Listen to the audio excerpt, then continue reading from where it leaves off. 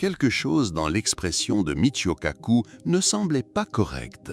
Ce n'était pas le physicien théorique confiant et toujours curieux que le public avait l'habitude de voir dans les émissions de télévision, démêlant les mystères du cosmos avec aisance.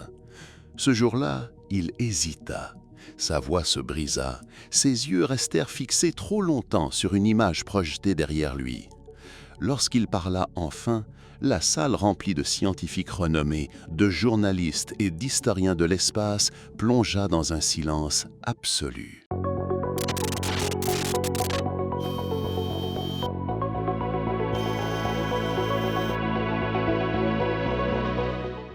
La présentation devait porter sur de nouvelles données recueillies par des satellites d'observation lunaire.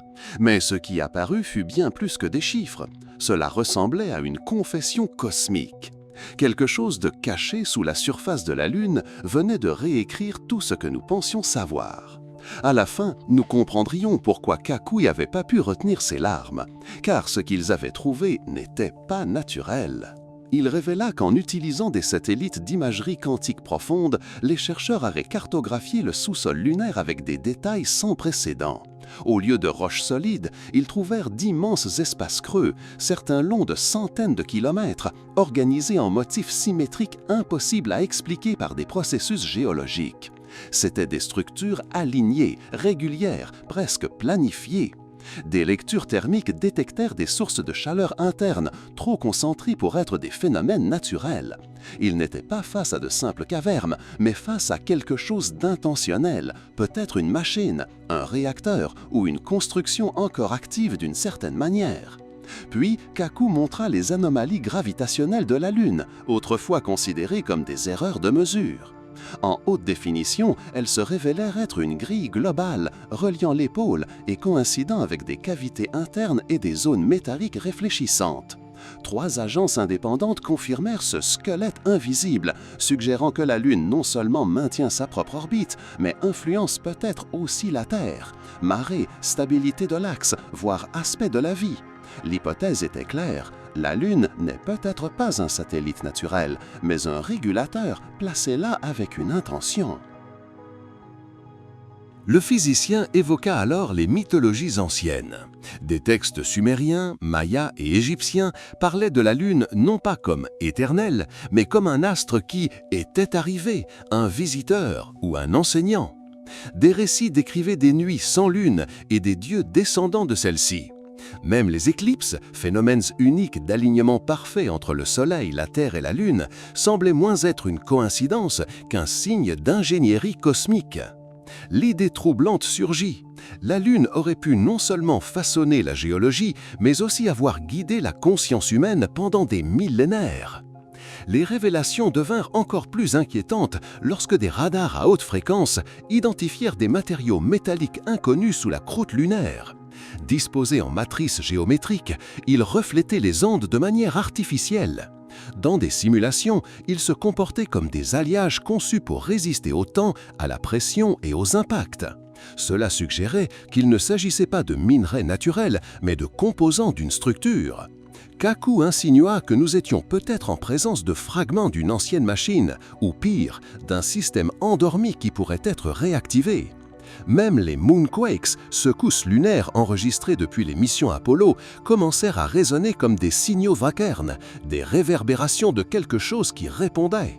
Un des exemples les plus troublants vint d'Apollo 12. Lorsqu'ils heurtèrent intentionnellement le module lunaire à la surface, les ingénieurs enregistrèrent quelque chose d'inexplicable. La Lune résonna comme une cloche pendant près d'1 heure. Cet écho fut ridiculisé pendant des décennies, mais à la lumière des nouvelles découvertes, il réapparut comme une preuve alarmante. Les roches solides ne vibrent pas ainsi, à moins d'être creuses ou renforcées. Des modèles récents utilisant l'intelligence artificielle confirmèrent que les seules explications plausibles étaient que la Lune est radicalement différente de tout corps céleste déjà étudié, ou qu'elle n'est pas un corps naturel au sens conventionnel. D'autres impacts ultérieurs répétèrent le même phénomène, comme si la Lune était un instrument accordé.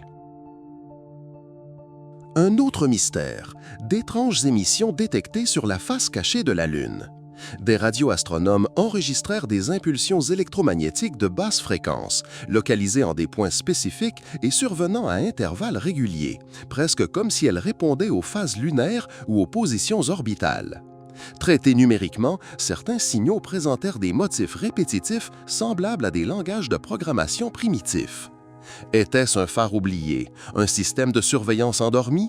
Kaku ne l'affirma pas directement, mais montra que ces émissions augmentaient chaque fois que des sondes spatiales passaient derrière la Lune, une coïncidence difficile à accepter.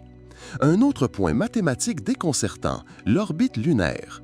Sa taille et sa distance permettent des éclipses solaires parfaites, chose unique dans notre système. De plus, son orbite est extrêmement stable, sans les irrégularités observées chez d'autres lunes. Encore plus étrange est le verrouillage gravitationnel, qui fait que la Lune montre toujours la même face à la Terre. La science l'explique comme un effet gravitationnel, mais la probabilité qu'il se produise avec une telle précision est minime. Pour Kaku, il n'était plus plausible de l'appeler une coïncidence. Cela semblait calculé, comme si la Lune avait été placée pour remplir une fonction, observer, réguler ou surveiller. Mais peut-être que le plus perturbant n'était pas ce qui fut révélé, mais ce qui fut caché. Kaku mentionnait des dizaines d'enregistrements originaux des missions Apollo, y compris des données de télémétrie et des audios d'astronautes qui disparurent ou furent réenregistrés par-dessus. Des récits faisaient état d'observations de lumière non identifiées, de bruits mécaniques souterrains et de pannes de communication sur la face cachée. D'anciens employés de la NASA, désormais âgés, commencèrent à admettre qu'il y avait eu des omissions délibérées, des rapports édités et des instructions données aux astronautes pour ne jamais commenter ce qu'ils avaient vu. Pour Kaku, même en restant prudent face aux théories du complot, le silence à ce sujet était déjà devenu assourdissant. Lorsqu'il termina, la salle fut envahie par un silence lourd, presque étouffant. Ce n'était pas seulement de l'étonnement scientifique, mais la prise de conscience que ce que nous observons chaque nuit n'est peut-être pas ce que nous croyons. La Lune, autrefois symbole de sérénité, semblait désormais projeter une ombre inquiétante. Peut-être n'est-elle pas naturelle, peut-être n'est-elle pas morte, peut-être n'a-t-elle jamais été nôtre. De son orbite impossible aux échos creux, des légendes anciennes aux bandes disparues, tout pointe dans la même direction. La Lune pourrait être une construction et elle pourrait nous observer. Si Michio Kaku, un homme fondé sur les lois de la physique quantique, a versé des larmes devant une telle conclusion, alors nous devrions tous y prêter attention. Car il ne s'agit pas seulement d'astronomie, mais de savoir qui ou quoi a placé la Lune là et dans quel but. La question est désormais, que se passerait-il si nous allons trop loin dans nos fouilles et réveillons quelque chose que nous n'aurions jamais dû trouver? Merci d'avoir regardé. Pendant que vous êtes ici, n'oubliez pas de liker et de vous abonner à la chaîne. Cliquez sur l'une des vidéos recommandées à l'écran pour plus d'informations incroyables. On se retrouve là-bas.